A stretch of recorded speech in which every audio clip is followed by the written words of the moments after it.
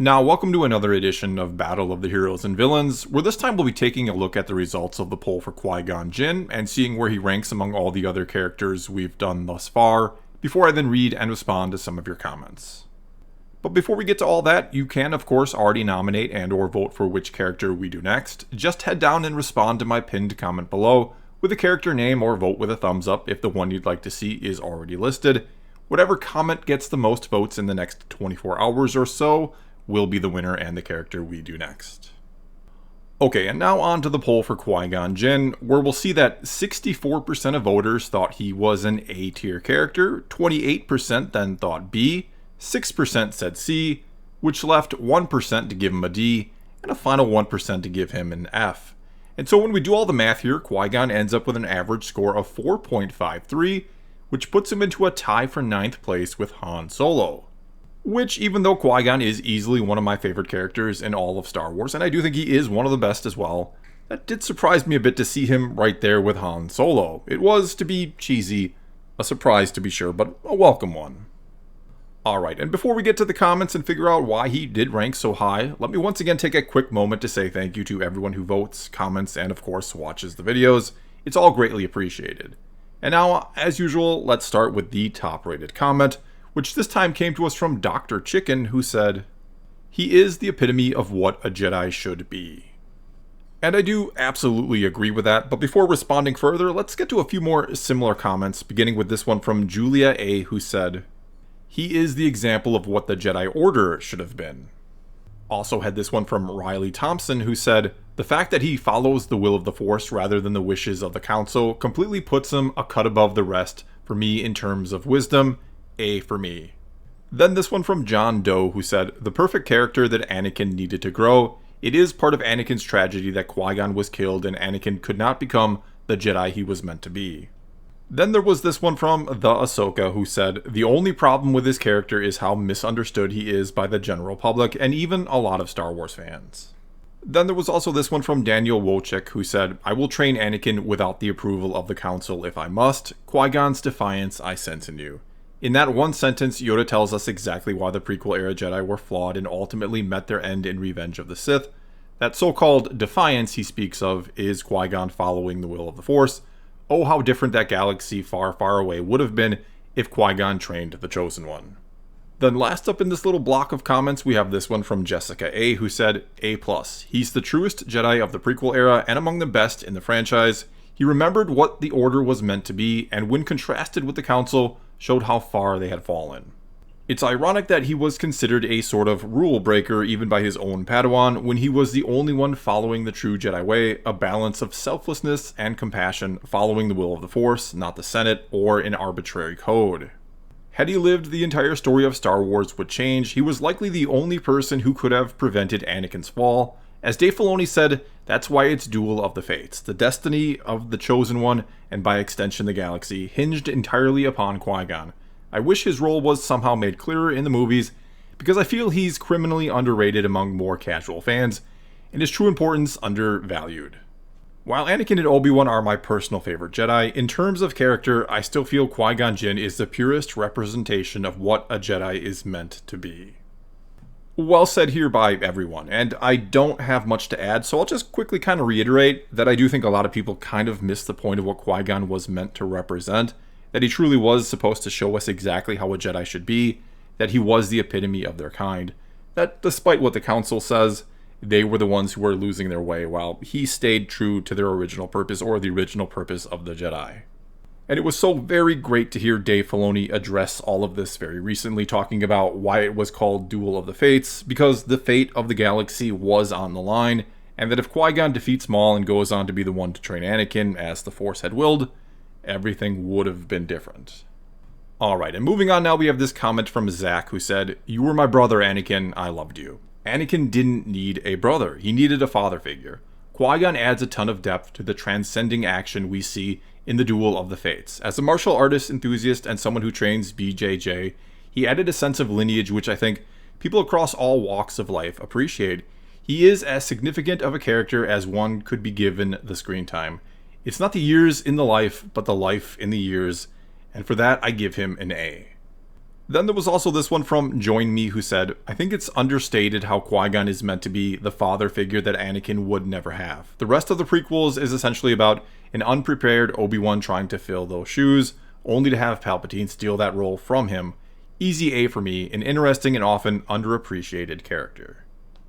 And it is kind of funny how that line from Obi-Wan, that you were my brother, I loved you, is probably one of the most powerful lines in the prequels, if not the whole saga. But that it also does kind of explain how and why Obi-Wan failed, because Anakin didn't need a brother, as you said. He needed a father figure, and in all reality, he needed Qui-Gon Jinn. And I'm not saying that Obi-Wan didn't try to fill the role, or that he did a completely horrible job and he failed. But with Palpatine, the master manipulator, ultimately becoming that father figure to Anakin, well, Obi-Wan never really had a chance against that. Next up then we have this comment from CPAC who said, Qui-Gon, I see him as the Eddard Stark of Star Wars. He's very important to the overall story, but he dies early, an A. We also had this one from Michael Kenny who said, Qui-Gon Jinn is my all-time favorite Jedi, hands down. He's Star Wars version of Gandalf, my favorite book character in almost every way, down to both picking up tiny humanoids for world-altering adventures, except Qui-Gon never ditched his Padawan halfway into failed trade negotiations to chase down necromancers. Awesomely enough, both characters were also mentored by Christopher Lee. And I really think those are two great characters to compare Qui-Gon with, because like Eddard Stark in Game of Thrones, we're always left to wonder what would have happened if he hadn't died, how much would have changed, and the answer in both cases, both Eddard Stark and Qui-Gon, is pretty much everything, and almost undoubtedly for the better in both cases, with major wars or conflicts or dark times likely being averted.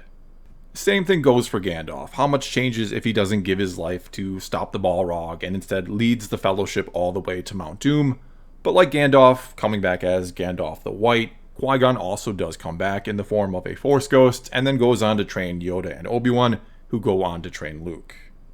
Also, all three of them are basically Paragon-type characters, or characters who are kind of already at the end of their individual story. They've been there and done that and are good people through and through, and represent the best of the best usually, or an ideal, or perhaps some type of virtue. They're usually to help and teach the other characters, the characters whose stories or journeys are just beginning.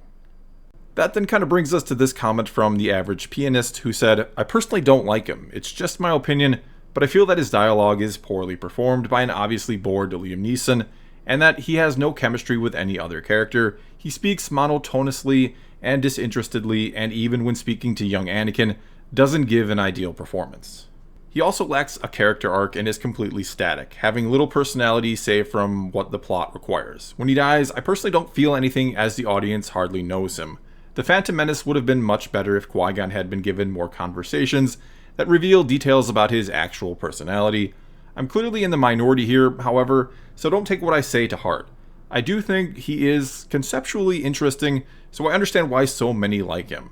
I just feel he could have been more fleshed out, as with many prequel trilogy characters. Okay, so first of all, you're certainly free to your opinions, and I can see where you're coming from with this, that he's not the most exciting character ever, if you will, and you could say Liam Neeson gives a very low-key kind of performance, but personally, I don't see him as being bored with the role or anything like that. I think he's playing it as he should, and I know this might sound like a lame or circular type defense, but the fact that he doesn't have the most upfront or overt personality is sort of his personality as a Jedi. Because that's what he is, that's all he is, a Jedi. Nothing else about him matters to him other than being this one thing. Everything about him revolves around being a Jedi, serving the will of the Force and doing what is right.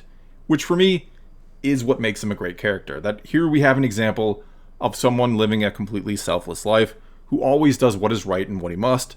This is probably the truest example of a Jedi we're given in the movies, at least, short of perhaps Obi-Wan and Yoda in the original trilogy, which both learned to be this way from Qui-Gon, and of course Luke in Return of the Jedi, especially at the end of the movie.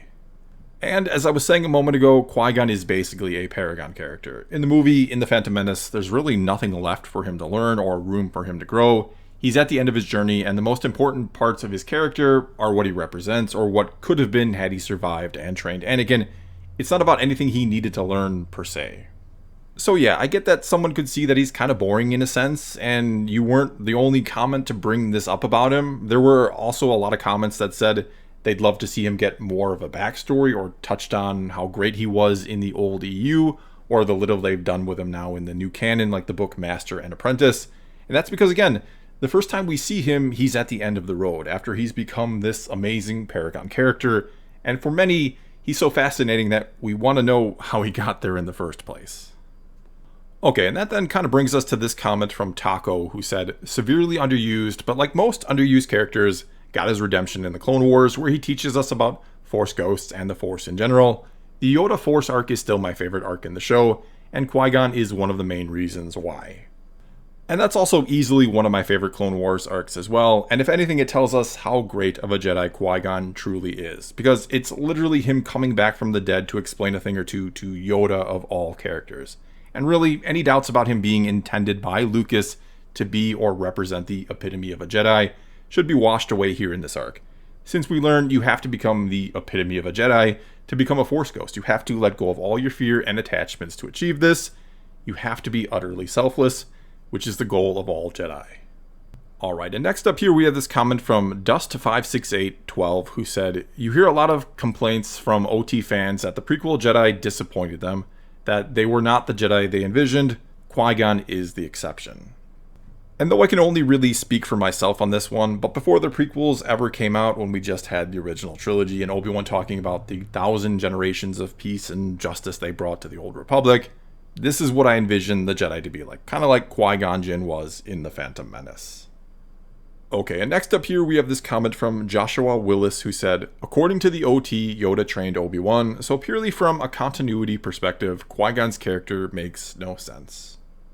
And, well, Yoda did train Obi-Wan for a time, as he seems to train all the younglings till they reach a certain age and become Padawans and then go off with their new master. So what Obi-Wan told Luke about the Jedi Master who instructed me is true from a certain point of view. I mean, there was really no reason for Obi-Wan to explain the whole thing to Luke right there and then, as he's freezing on Hoth, to say to him, well, you have to find the master who instructed me when I was young, but then I got trained by this other Jedi named Qui-Gon later on when I was older and a Padawan. But still, I do get your point, but he's not exactly wrong with what he said, or it's not a continuity break with what Obi-Wan tells Luke in The Empire Strikes Back. Alright, and now let's get to just a few final comments before wrapping this up, starting with this one from Autotech Xbox, who said, finally I get to vote for my favorite character. Qui-Gon's teachings of patience have paid off well. Then this one from Beefy Chief, who said one of my favorite lines ever, there's always a bigger fish.